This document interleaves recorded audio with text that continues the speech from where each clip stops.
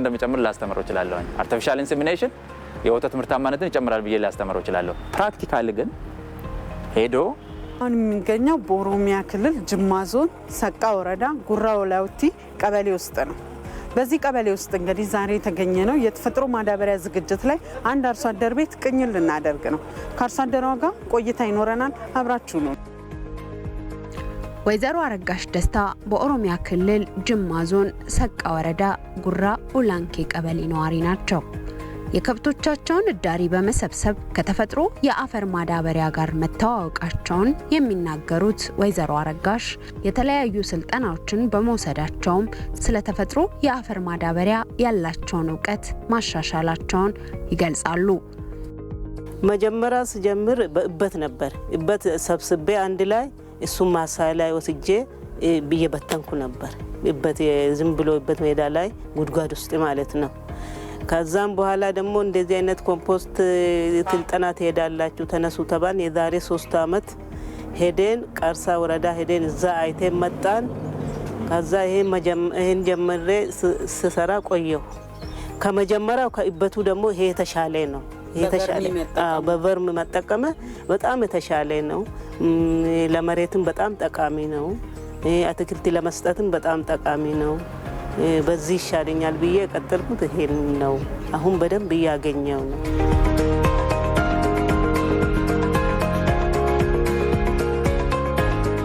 ከዚህም በፊት በኬሚካል ማዳበሪያ ነው የተለየ ነው። ቨርም ኮምፖስት ከጀመርኩት ጎረቤቶቼ ለቡና፣ ለቃራ፣ ለጥቅል ጎመን እየገዙኝ ነው። ያ ዋጋ እንኳን እንዳሁኑ አይደለም። ኩምታል 300 ብር እየሸጥኩኝ የወሰዱ የተጠቀሙ ነው ጎረቤቶቼ። አካባቢ ራቅ ያሉት ደግሞ አሁን ሁኔታውን አይቶ ትንሽ ከኔ ወስዶ ተጠቅሞ አይቶ ስርልን እንገዛለን፣ በደህና ዋጋ እንወስዳለን እያሉኝ ነው። ልዩነት በጣም አለው። በክብደት እንኳን ይበልጣል ማለት ነው። በዚህ ስንሰራ በክብደት እንኳን ይበልጣል። ያው እንግዲህ በደንብ ለመጨመር ሳንቲም ስለሚያንስ ማለት ነው። በጣም መጨመር ማን ያችልማ። ግን ይሄ እንደፈለግን ነው የምንጨምር። በቃ በጣም ታርገን ነው የምንሰጣው። ያን እንግዲህ በፊቱ ደግሞ እንዴት ትንሽ ነው የምንጨምረው። እኛንም መጠቅመን አይችልም።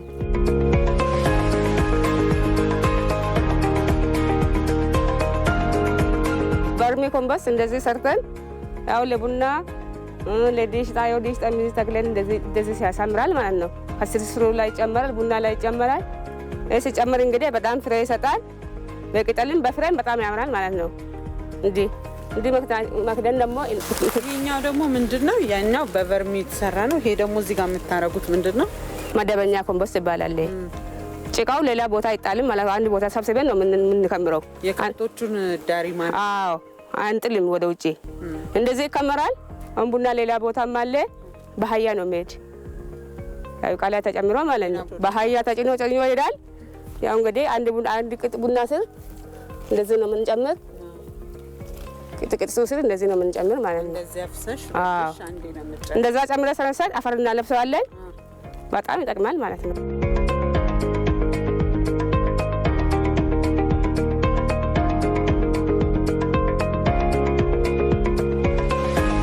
ሳጥን ሰርታችሁ ከፍ አደርጋችሁ ስሩ። ስሰሩ ሳጥን ከፍ አደርጋችሁ ስሩ ተባል። ከፍ አደርገን ሰራን። መጣው ጣውላ አለኝ። ይሄንን መጀመሪያ ሰራው መስራት ጀመርኩኝ። ጉንዳን ሲመጣም ደግሞ አይገባም። የተቃጠለ ዘይት ዛፍሪ ጨምሬ ነው ጉድጓድ ውስጥ የተከልኩት ይሄን እንጨት። ከዛን ወዲህ እንግዲህ ከጀመርነው ጉንዳንም አልገባም። ኪዳኑንም በብዙም አላዘጋጀንም በፊት። አሁን ከድኔም በስነ ስርዓት እየሰራን ነው።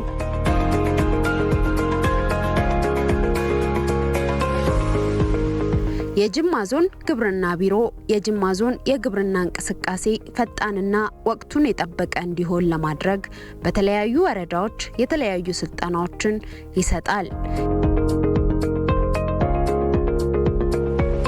የሰቃ ወረዳ ችግኝ ጣቢያም የተፈጥሮ የአፈር ማዳበሪያ አዘገጃጀት ስልጠና መስጫ ማዕከል በመሆን እያገለገለ ይገኛል። እንኳን ወደ ቨርሚ ሴንተራችን ጊቤ ሰቃ ወረዳ ጊቤ ቨርሚ ሴንተር በሌና መጣሽ። ዛሬ እንደ አጋጣሚ አርሶ አደር ልምድ ልውውጥ ስላለ በጥሩ አጋጣሚ ነው የመጣሽው። ወደ ውስጥ ገብተን እስቲ እንዴት ቨርሚ እንዴት እንደሚሰራና ልምድ ልውውጥ ስናደርግ ውስጥ ገብተን እናያለን።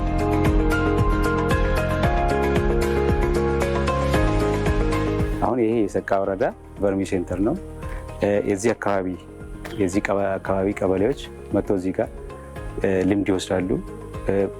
ቲዮሪ ስልጠና ስንሰጣቸው እዚህ መጥተው ደግሞ ፕራክቲካሊ እንዴት ቨርሚ ኮምፖስት እንዴት እንደሚሰራ በተግባር መጥተው እዚህ ጋር ሰርቶ አይቶ ገብቶ ደግሞ በጓሯቸው ገብቶ ያመርታሉ። ራሳቸው ማሳ ላይ ወስደው ይሰራሉ።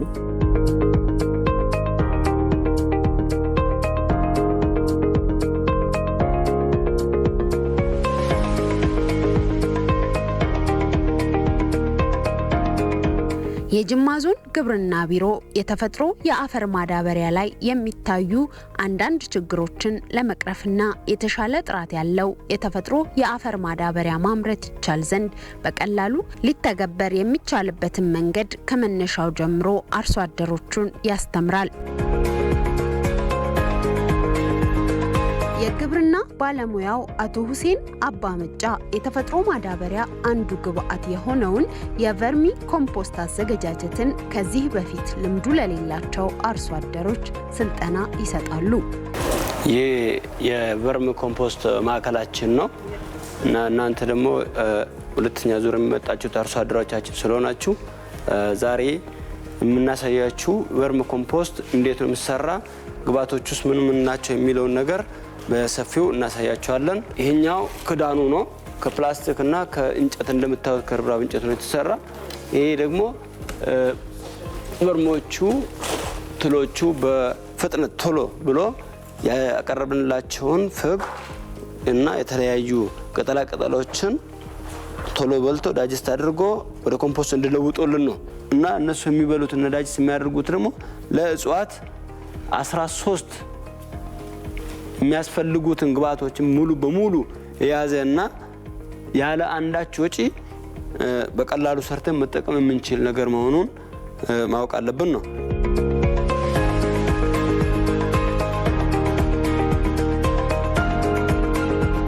ይሄ እኛ የምንጠቀመው አዛባ ነው። ትኩስ አዛባ እንጠቀማለን። እሱም በሁለት መልኩ መጠቀም እንችላለን።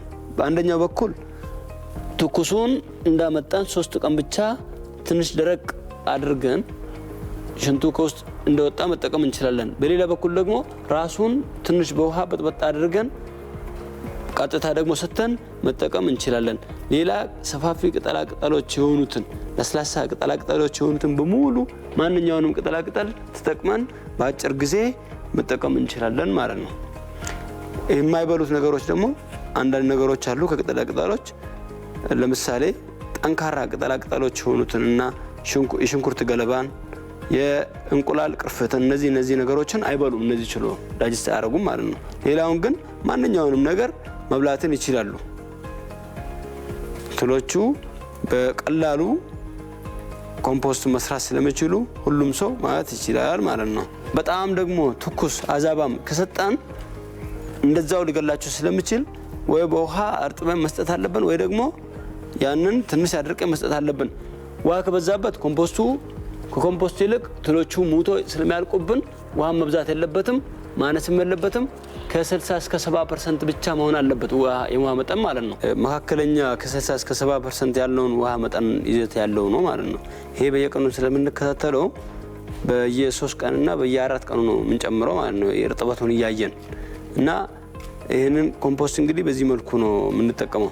በሌላ በኩል ደግሞ ይህንን ኮምፖስት ለማውጣት አዲስ ምግብ ነው ከዚህ ከፊት ለፊቱ ላይ እዚህ ዙሪያ ላይ እናስቀምጣለን። ትሎቹ ወደ አዲስ ምግብ ስለሚሰበሰቡ እኛ ደግሞ ከኋላ ኮምፖስቱን ማውጣት ማለት ነው። በሌላ በኩል እንደምታዩት ከፊት ለፊታችን እዛ ጋር የምታየው የስቶር ቦታ አለን። ከዚህ የምናወጣውን ኮምፖስት ደግሞ እዛች ጋር እያከማችን ለ3 ቀን እናቆየዋለን ማለት ነው። ከዛ በኋላ ነው የምንጠቀመው ማለት ነው።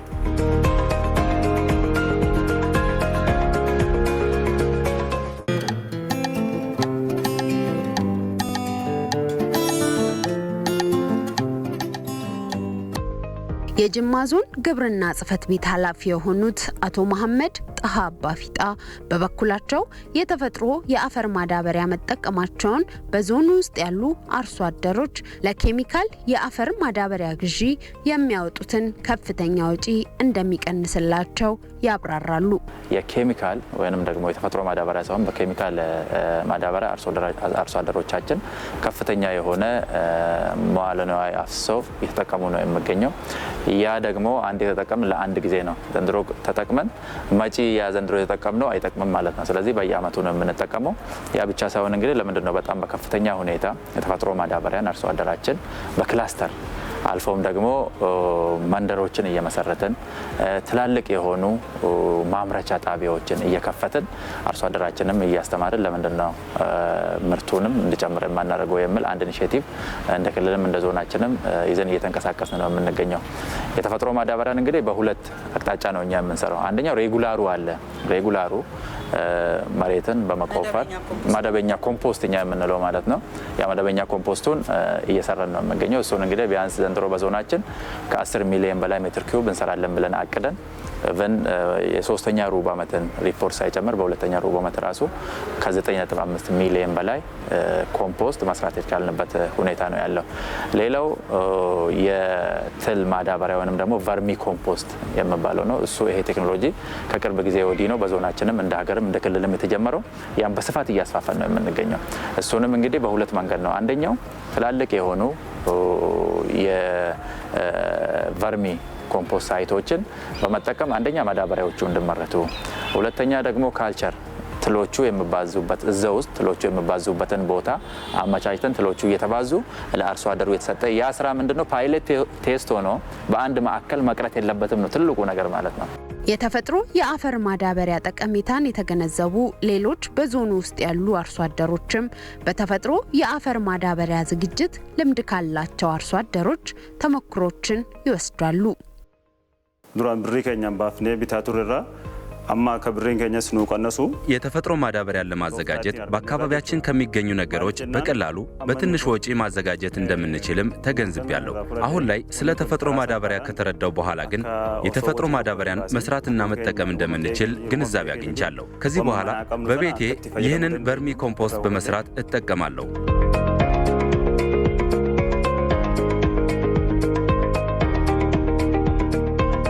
ስራ እንተኒ ወደ ከቆናም ቡላት ጣሆ አዳ አማያለ ከን ኩን ጣሆ ገሲ ብሪም ብንሰና ከዚህ ልምድ እንደ አርሶ አደር የወሰድኩት ድሮ ለኬሚካሉ ማዳበሪያ የምናወጣውን ወጪ ትተን ይሄንን የተፈጥሮ ማዳበሪያ በቀላሉ መንገድ መስራት እንደምንችል ነው። ይህ የተፈጥሮ ማዳበሪያ ኬሚካል የለውም። ምንም ባዕድ ነገር ስለሌለው ለረጅም ዓመታት ያገለግላል። ወደ ማሳው ወስዶ ተግባራዊ ለማድረግ ምንም አይከብድም። በተጨማሪም የመሬቱን ደህንነትም ለመጠበቅ ጥሩ ነው። የተፈጥሮ ማዳበሪያውን ለማዘጋጀት የምንጠቀመው ግብአት እዳሪውም ሌሎችም ተረፈ ምርቶችም እኛ አካባቢ ያሉ ናቸው። ይሄ ደግሞ ቀላልና ቅናሽ እንዲሆን ያደርገዋል። ሁሉም አርሶ አደር ቢጠቀም ብዬ እመክራለሁ። ለንጂ ጉያ ሀራራ ኮምፖስቲንጉን አካባቱ ጀተሜ ጀቹር ጣሆ እርገሲ ብሪ ባዬ ባብኔ ቢኑ እራ ብሱራብ ከዚህ ልምድ ልውውጥ ያገኘሁት ቨርሚን በመጠቀም የተፈጥሮ ማዳበሪያን ማዘጋጀት እንደሚቻል ነው። ከዚህ በፊት የኬሚካል ማዳበሪያን በመግዛት ነበር የምንጠቀመው። ያ ደግሞ ለብዙ ወጪ ዳርጎን ነበር። አሁን ግን በአካባቢያችን በምናገኘው ግብአት የተፈጥሮ ማዳበሪያን ማዘጋጀት እንደምንችል አውቄያለሁ። እኛ ይህን ልምድ በዚህ ማዕከል ተገኝተን እንደወሰድ ሌሎች አርሶ አደሮችም ይህን መውሰድ ቢችሉ ጥሩ ነው እላለሁ።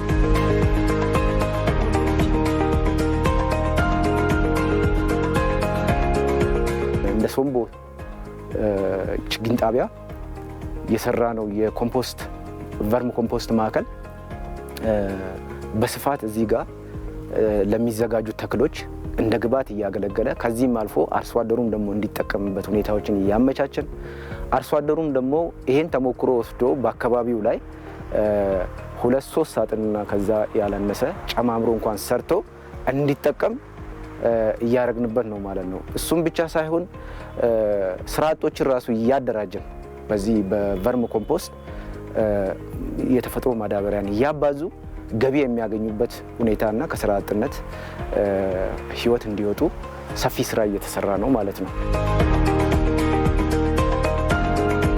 ቨርም ኮምፖስት ደግሞ እዚህ ጋር ሴንተሩ መኖሩ አርሶ አደራችን በቅርበት የሙያ እውቀት እንዲጨብጥ ስልጠና እንዲያገኝ ያን ያገኘውን ስልጠና ደግሞ ወጣ ብሎ በአካባቢው ላይ ከሎካል ማቴሪያል ነገሮችን በማዘጋጀት እንዲጠቀም ሁኔታዎችን አመቻችተዋል ማለት ነው።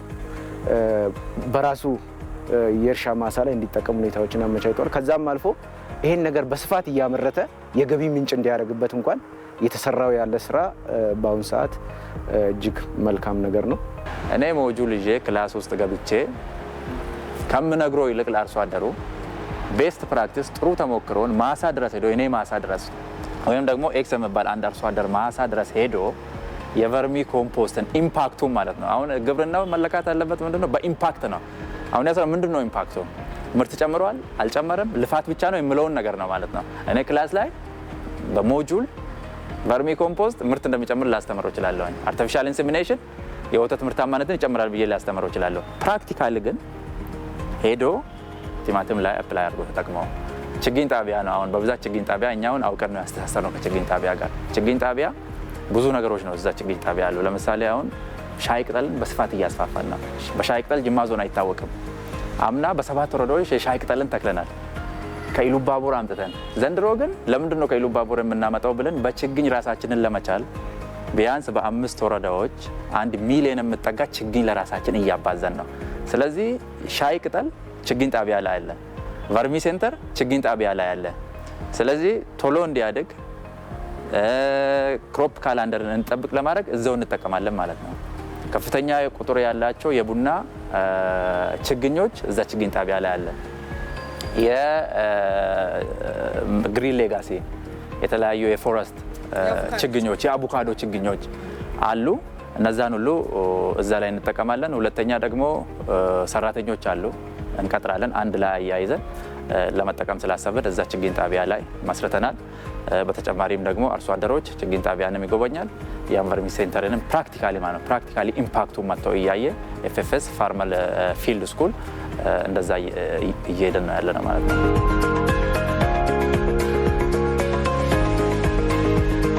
አቶ መስፍን ኃይለ ሚካኤል በጅማ ዞን ሰቃ ወረዳ የግብርና ባለሙያ ናቸው። እናስገባለን ማለት ነው።